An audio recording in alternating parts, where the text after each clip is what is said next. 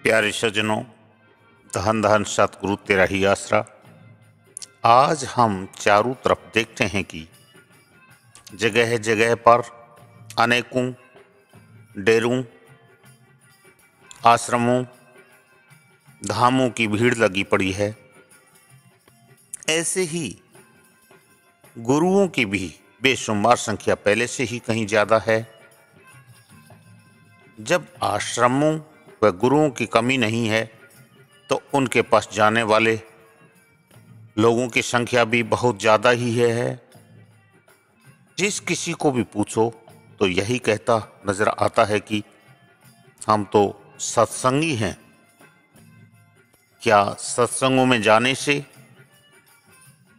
नाच गाना करने से, गुरु धारण करने से, नामदान, गुरु दीक्षा लेने मात्र से ही कोई इंसान सत्संगी हो जाता है, प्रेमी हो जाता है?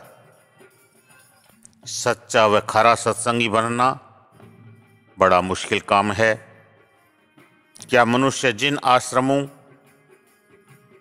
धामों या डेरों में जाता है वे वास्तव में रूहानियत के केंद्र हैं?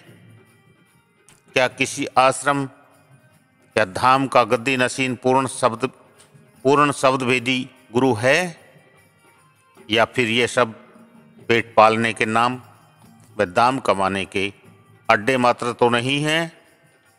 क्योंकि आज इस लाइन में जो ठगी है, जो कमाई है, उतनी और किसी भी क्षेत्र में नहीं है। अधिकतर ये स्थान व गुरु केंद्र भोले भाले लोगों को भ्रमित करके, गुमराह करके, अंधविश्वास में डुबोकर इंसान को भटकाते हैं। इनके बावजूद थोड़े बहुत डेरे, आश्रम, धाम, स्थान व उनके मुखिया वास्तव में सच्चाई, ईमानदारी, पाखंड रहित, नशा मुक्त, जीव हत्या, बिना भेदभाव के अच्छी रूहानी आत्मिक शिक्षा का केंद्र बनकर अच्छा कार्य कर रहे हैं। उनसे जुड़े मनुष्य व उनके परिवार उनकी सोहबत कर अपना जीवन सुधार कर रहे हैं।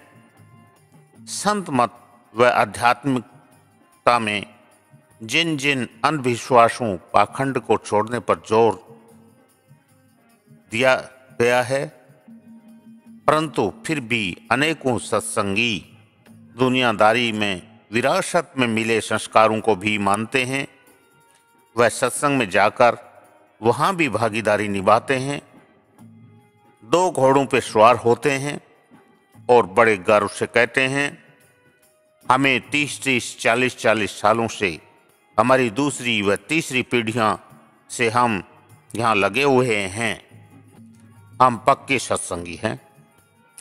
प्यारे सज्जनों, संत मंत के असूल पर सत्संगी को खरा उतरना पड़ता है। केवल सत्संगी कहने मात्र से कोई सत्संगी नहीं हो जाता। जरा गौर करें और इन बातों को जीवन में धारण करें।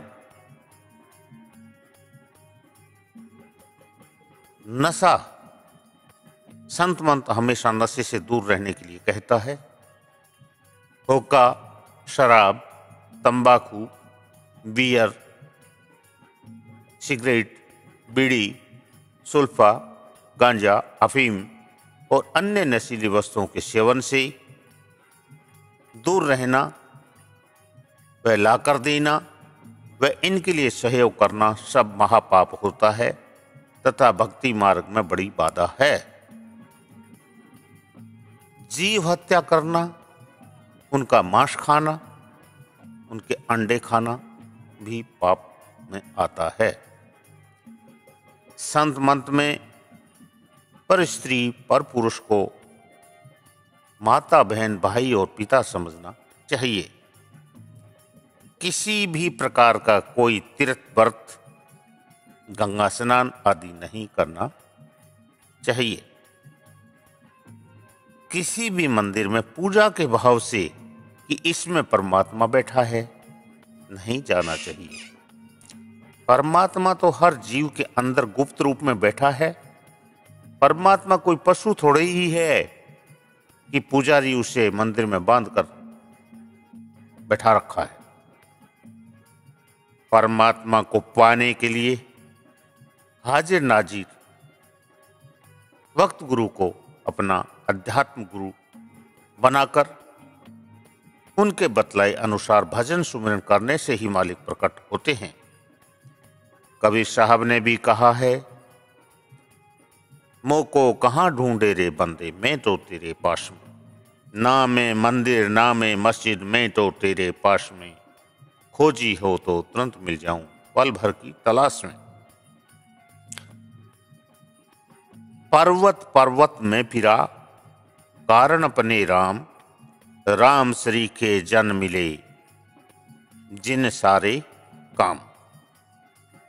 अगर किसी भी प्रेमी परमार्थी जन की मौत हो जाती है तो उसकी अस्थियां नहीं उठानी चाहिए, ना ही पिंड भरवाना है, ना ही 12वीं 13वीं छमाही करनी है, ना ही पितृ पूजा श्राद्ध पूजा करनी है, ना ही समाधि बनाकर पूजा करनी है। यह 5 तत्व का बना शरीर आत्मा के निकलने के बाद किसी काम का नहीं है, वह केवल मिट्टी मात्र है। हम अज्ञानतावश या अज्ञानियों द्वारा भ्रमित करने पर लकीर का फकीर बनकर पीछे क्रियाएं करते रहते हैं, जो कि गलत है, व्यर्थ है। कबीर दास जी, गरीब दास जी कहते हैं कि देह पड़ी तो क्या हुआ, झूठी सभी पटीट। पक्षी उड़ा आकाश को, चलता कर गया मीट। मूर्ति पूजा, जड़ पूजा या अन्य किसी देवी देवताओं की पूजा नहीं करनी है। कबीर साहब कहते हैं कि माई मशानी सेठ शीतला, भैरव भूत हनुमंत। परमात्मा उनसे दूर हैं जो इनको पूजंत।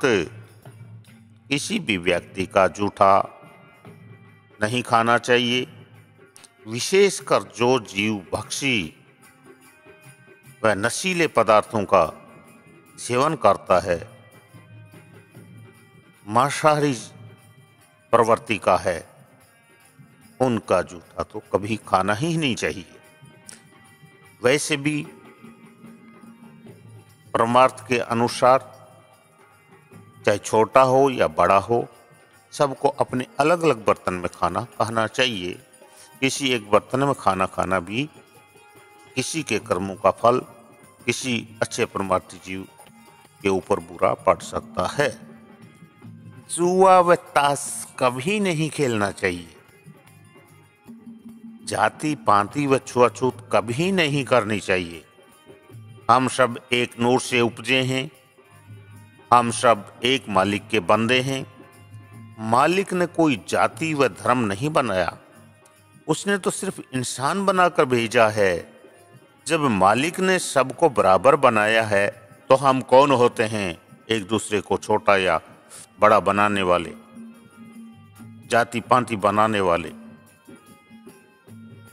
कोई भी वास्तुकला या ज्योतिष के चक्कर में नहीं पड़ना चाहिए। अपने सतगुरु पे पूर्ण विश्वास रखो, अन्य सबसे प्रेम करते हुए सतगुरु के द्वारा बतलाए गए रूहानी मार्ग पर चलो। कभी किसी नफे नुकसान के लिए ज्यादा चिंता व अफसोस ना करें। मालिक की रजा में खुश रहो। तेरा तुझको सौंपता क्या लागे है मोए। क्या लेके आए थे और क्या लेके जाना है जो हम उसके लिए चिंता और अफसोस करें।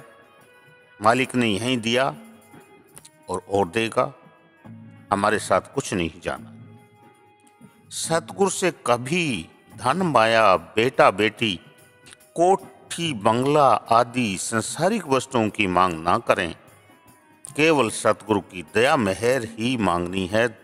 सतगुरु की, मालिक की, परमात्मा की दया मेहर अगर हमारे ऊपर बनी रहती है तो हमारे यहाँ कभी कोई कमी हो नहीं सकती। हर श्वास श्वास में अपने मुर्शिद को याद रखो। अपने घर परिवार में सुबह शाम मालिक का गुणगान करो। कभी जादू टोना टोटके का सहारा मत लो। हमेशा अच्छे लोगों की सोहबत करो व परमार्थी बनो। लोक लाज त्यागते हुए तन मन धन सब गुरु को समर्पित करो। आदि आदि अनेकों बातों को हम सत्संगी जन समझें व चलें और अपनी अंतर आत्मा से अपने आप को नापो कि हम कितने सत्संगी हैं। ऊपर लिखी बातों को हम कितना अपनाते हैं, कितनी चीज़ों में हम फंसे हुए हैं।